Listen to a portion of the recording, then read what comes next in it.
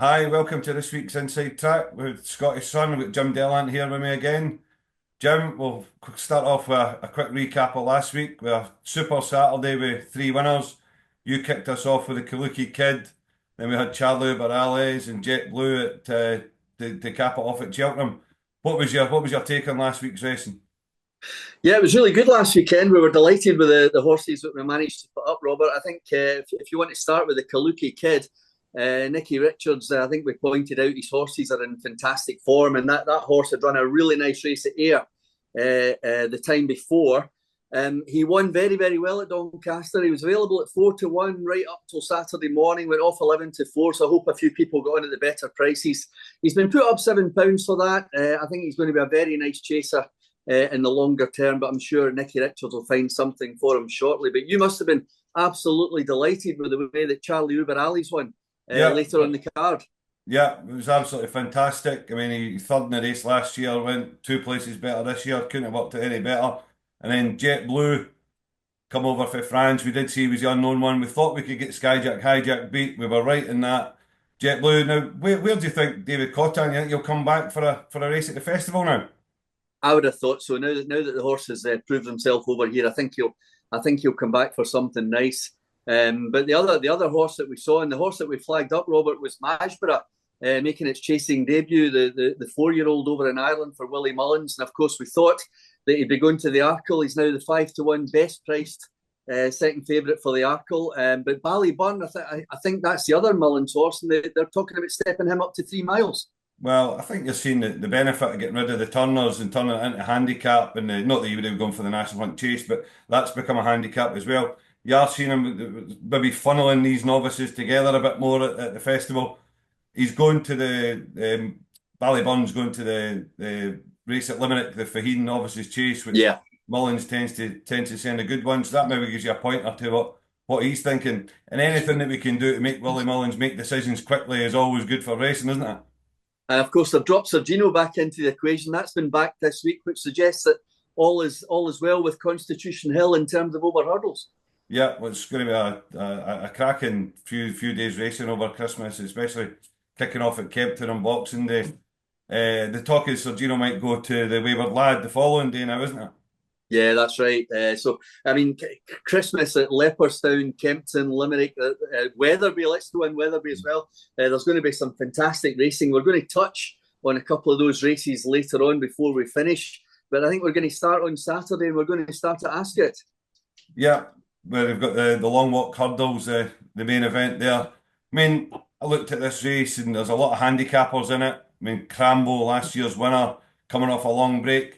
Now, he was supposed to run at Newbury a few weeks ago and had a bad scope. Does that break? I mean, he had two races last year before winning this one. Does the break worry you, and what do you fancy in that one?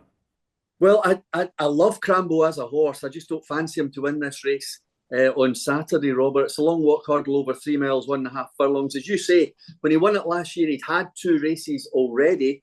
But the positive thing in terms of Fergal O'Brien's horse is that he has won off two long breaks before, 257 days and 197 days. So Fergal can get him fit if he wants to. He's coming off 252 here. It's going to be very interesting to see just how fit he is. The one I really fancy here, and as the week has gone on, Robert, I've become really more inclined to think that the price about Strong Leader at 9-4 is a really excellent value price for a Saturday afternoon in a big race. Trained by Ollie Murphy, ridden by Sean Bowen, who is riding out of his skin. I'm sure you'll agree with that. Strong Leader came back at Newbury, ran really, really well, and I think 9-4 for a horse which has already won an entry Grade 1, came back, won the race at Newbury, a Grade 2, looks as if he's on the upgrade at 7 years old. I think at 9-4, if we can still get 9-4 on Saturday morning, I think we should be delighted with that. There are other horses in the race which you would give a slight chance to. Katira might be one of those for the Skeltons down at the bottom, the mare, but I really think in this race, despite the fact that I love Crambo as a horse, I think he'll be a very good horse going forward. Strong Leader for me at 9-4 on Saturday. Fitness on his side, that's the one I'm going to go for. How surprised are you to see Beauport declared for this race? Because we've seen him as a staying chaser over the last few years, and Nigel Twiston-Davies is throwing him back over hurdles here. Does that maybe suggest it's not the strongest renewal of this race? I would suggest that's exactly correct, Robert. I think Beauport is a horse that would probably, if you're looking at this race on the ratings, is probably going to be able to pick up some place money. Now, whether that's second place money or third place money, I'm not sure, but it does go right down to sixth. So there's money available while Nigel just assesses the value of the 3 mile hurdles form. So an interesting runner, but not for me. I'm very, very confident about Strong Leader's chances, but very wary, I suppose, about Crambo. We've also got a very interesting graduation chase on this car. That's always a good renewal. This one, Iroko, is a horse that people are struggling to figure out what the plan is, because they've talked about the Grand National from day one. Do they want to blow his mark? You know, what's your assessment of that race, the 150? It's very, very interesting seeing Iroko in this race. He is, of course, one of JP's big hopes for the Grand National longer term. John Joe O'Neill Jr. is on this one for the Greeno Guerriero team. We said last week they were in great form. They certainly are. That has continued. I know that Iroko is very, very highly rated in that stable. James de Burley is another one for Willie Mullins in this race. Daryl Jacob getting back on board. He just come back from injury this week. It's great to see Daryl back. Jungle Boogie, I'm not so sure for Henry de Bromhead. I've got one or two that I might mention a bit from Henry's Yard later on in this broadcast. But Field Or is the one for me. Gordon Elliott, Danny Gilligan in the saddle. I thought it was only a 2 horse race at Thurles eventually, but I thought he was going to win it when it was still going to be 4 runners. He went off at 1-40. Just forget that. He had a canter round. I think he's a horse on the upgrade, and I think he'll be able to win this 4-runner race over 2 miles and 5 furlongs at Ascot on Saturday. But it is a fascinating race. We'll all be playing back the video just to see how well Iroko ran, whether it wins or finishes second, third, or fourth. But in terms of betting proposition, I'm going to go for Field Or for Gordon Elliott in this one, Robert. We both come out of the November meeting at Cheltenham thinking Dysart Enos was a horse that would really improve for the run. She didn't prove that she was the best handicapped horse in training, is what a lot of people have called her that Yeah. day. She runs in the 3:35 at Ascot. Do you see her turning the tables on Be Aware from Cheltenham, or is there anything else in the race that you would fancy? Well, if you remember rightly, we all thought she was very well handicapped, and she's been beaten, and the handicappers put her up £3.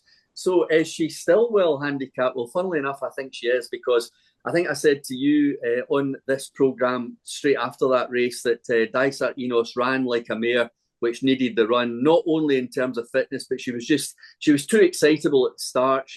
She was always just pulling a stride too fast for the jockey. I think Johnny Burke will know her much better for this race on Saturday. Even though she's been put up £3, I still think she's well in on 135. I should point out that the winner of this race last year was Lucia for Nicky Henderson off 136, and that went on to finish third in the champion hurdle behind State Man, wasn't beaten too far at all. So this will tell us whether Dysart Enos is a Grade 1 mare or not. I think she is. She's definitely on the upgrade. I was quite happy in retrospect with that run at Cheltenham, although I did fancy her to win the race. But having seen the way she ran, the way she just pulled a little bit too hard for my liking, I think she'll be a much quieter mare on Saturday. I think Johnny Burke will be able to just sit her in somewhere. And I'm pretty sure that Dysart Enos can come through and win this race of 135. But I know you've got a notion for Secret Squirrel, Robert. Yeah, the Secret Squirrel, one of the strangest looking horses you'll ever see. I mean, it's got this shock of blonde hairs like Donald Trump. I mean, there's no suggestion it's a wig. I mean, it is actually the proper What mane. But is? yeah, definitely. But it's a really weird horse when you see it running and that blonde hair's flopping up and down. But I'm always drawn to Hughie Morrison horses in these kind of races. I think he's very good target trainer with his handicap hurdles. It was fourth in the novice handicap final at Sandown at the end of last season, where Be Aware, who we've got the form line with Dysart Enos Yeah. and turns up here as well, beat it 7th length, getting £2. The £11 swing here in this race. The one thing I would say, and I'm like a broken record with this, the last time it ran at Ascot it was held at the back, ended up finishing third. The times it's won and the times it's run its best races have made a lot more of it. I'd like to see a change of riding tactics tomorrow. I think if they go from the front or they ride them more prominently, I think they'll have a right chance. The price wise, 5-6 to 1 is probably skinny enough for me, I would say. If it was to get to 8-9 to 1 tomorrow, I would be thinking it would be a knock in each way bet. Well, funnily enough, Robert, I thought Dysart Enos, when I priced it up myself, would be 5-2, and she's available at 4-1. So I've got to think that that is really good value. So very much Dysart Enos for me, and of course, strong leader earlier on in the long walk, and Field Door in the graduation chase. So those are the three I'll be more than interested in on Saturday at Ascot. But what about Haydock? Well, we move up to Haydock where we've got a two-runner beginner's chase. I mean, what is that all about? We said at the early part of the season when the ground was quick, all these horses will come out when the ground goes soft. It'll be soft enough at Haydock. Why is there only two runners in this race? And there were only three runners in it last year. I mean, they'll probably get rid of this race. So, I mean, soft, heavy in places. All the jumping trainers want soft ground for their horses. They put on a beginner's chase, 12 grand, 2 miles half a furlong at Haydock, soft ground, two runners. I really don't know where you go with that, but obviously Haydock have stuck it on at 11.45 because they know that nobody will be interested in betting on it. We'll take an interest just to see how the two horses get on, but I think very much the betting interest is much later on in the card. And of course, the big race is the Tommy Whittle. And last year's winner was Famous Bridge for Nicky Richards, who we mentioned earlier. Carries top weight this time, but only £2 higher than last year and won really well last year. Ran a really nice race, a prep race for this at Kelso. Sean Quinlan in the saddle. There is a Venetia Williams flying the ointment, of course, with Frenchy Dularge, because Venetia, it wouldn't be Saturday if Venetia wasn't winning a big handicap. So Frenchy Dularge is going to be, I would think quite a few people will be putting this one up on Saturday morning in their various columns around the country. But Famous Bridge for me, I think, has been prepped probably perfectly for this. I'm hoping it's good enough to win it from £2 higher than last year. Sean Quinlan's riding better than ever at 40 plus. And I think Famous Bridge to defy top weight with ground conditions, essentially, Robert, very much in his favour. Are you worried about Credo in this race? Because I went through it again this morning and it was third last year. It's £8 lower than the handicap now. And they've also got Chad Bayment. Yeah. Rode a winner at Sandown on a Saturday a few weeks ago, claiming 10 off it. Yeah. That to me looks a very, very dangerous horse for Anthony Honeyball. Yeah, Anthony Honeyball's horses are running well, and I did look at Credo, but I have to say in this race, Robert, the other one I looked at was the horse going for a four-timer East Street for James Owen, the all-conquering James Owen, and another jockey. If we're going to talk about good claimers, Callum Pritchard claiming £7 off that one. I just don't know if that horse has reached its ceiling. We'll find out on Saturday over 3 miles, 1.5 at Haydock. I think this is a horse to keep an eye on, Robert, because even if he gets beat on Saturday, say he finishes fourth, beating 12 lengths, that'll still be a good run. And James Owen will probably come out and win another couple of handicaps with him, because this is a classy Class 2. So keep an eye on East Street. I think it will run a big race, but Famous Bridge for me. You've hit the crossbar the last few weeks with horses in Ireland who've been very well backed and have just come up slightly short, making mistakes at the last and things like that. The each way money's been safe, but is there any at Thurles this week you fancy? Yeah, the race I was looking at, Robert, was the rated novices hurdle. It's run at 3:05. It's a race that Henry de Bromhead and Rachel Blackmore won last year with a horse called Easy Fella. It won at 4-1. I'm hoping for similar odds about Groovy Kind of Love, which is a mare. She won over course and distance, a mare's maiden hurdle here. Now, when was that? That was just 30 days ago, 5 weeks ago, 4 or 5 weeks ago. Groovy Kind of Love. I thought that day there was a filly that they would find a nice race for, and I've been keeping an eye on the entries. She's in this rated novices hurdle over 2 miles and 7 furlongs. She's a course and distance winner. Rachel came back the other day. She didn't ride a winner the other day, but she rode perfectly well on Slade Steel at Naas when it finished second to another very good Willie Mullins novice. And I think Groovy Kind of Love could be good enough to win this rated novice hurdle at Thurles on Saturday. That's the 3:05. And as you say, we've hit the bar with a couple in Ireland recently, but I'm hoping that this one can get as a winner. Once the festivities are over on the 25th, the real Christmas starts for racing fans on Boxing Day with the King George at Kempton. You'll be doing your column for the paper on Sunday. What are you going to be looking towards for King George? Well, funnily enough, Robert, last Sunday I highlighted right at the top of the column Banbridge. I mentioned it here last week as well. It's a horse coming over for this race, trained by Joseph O'Brien. I suspect it's going to be ridden by Richie Deegan, who rode it last time when it unseated rider at the last, when it looked as though it was going to give Energy Mean a real good race.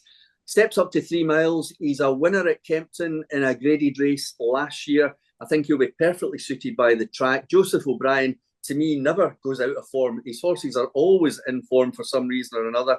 I think Banbridge has been targeted at this race once they realised it was going to be a pretty open renewal. I really think it's got a fantastic chance. I highlighted its chances last Sunday in the diary column in the Scottish Sun, Robert. It was 10-1 then. I think the best you can get this morning is 6-1. In some places are as low as 9-2. So I've highlighted Banbridge at 10-1. I certainly wouldn't be going off that one. Interesting to hear that there are going to be 3 French runners in this race: Ile Francais, General en Chef, and Juntos Ganamos. And of course, if you go back to the 80s and 90s, it was de rigueur for a French horse to come over and win this race for Francois Duman. He won it with 4 different horses. You remember that Peter O'Sullivan was his big pal, and he used to tip them up all the time in the Express and on the BBC. I think Nupsala won it, the Fellow won it, various others as well. But the French Challenge this time, I'm not quite convinced is going to be as strong as it has been in the dim and distant past. And Banbridge, very much the one for me for Joseph O'Brien. And I suspect with JJ Slevin going to be riding at Leopardstown on Boxing Day, it's going to be Richie Deegan back in the saddle. Ile Francais is a fascinating horse, though. I mean, because you came out of it winning the Cato Star last year thinking, well, if that thing had run in the King George, it probably would have won it. I mean, that's how impressive that performance was. I know it's bled since, and it's had good runs, it's bombed out. Could he just be the case of Kempton suits him? I mean, I know Noel George is making that case that he just thinks going back to Kempton will bring this horse back to life. I mean, do you see him as the main danger, or what? How do you think the race will shape up? On last year's form, Robert, that horse is the one to beat. But I've seen it flop twice in France since then. Last time dramatically. I know they say it isn't suited by Auteuil, but I find that very hard to believe. Maybe it is just a Kempton horse. Good luck to them if they come over here and give the British and Irish a real run for their money this week. But I'm going to go against them. I know he's a very good horse on his day. I know he likes Kempton, but I think this could be set up for Banbridge.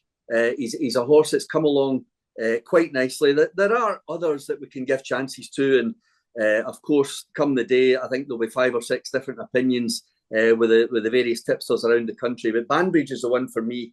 Ile Francais, if he's a Kempton horse and he's anything like the form as last year, he's definitely the one to beat. I think that's what you're getting at. It'll be very, very hard to catch if he gets off on the front again like he did the last time. Very much so, very much so. Kempton, obviously the main meeting for us, but of course Leopardstown is on as well. There's some cracking races at Limerick too. And the day after Boxing Day, of course, we'll get the Welsh Grand National. And no Mr. Vango. They've decided that he hasn't come out of the Sandown race, which we both tipped him to win on this programme. He hasn't come out of that race just as well as he thought. He was the 6-1 favourite for the Welsh Grand National at Chepstow.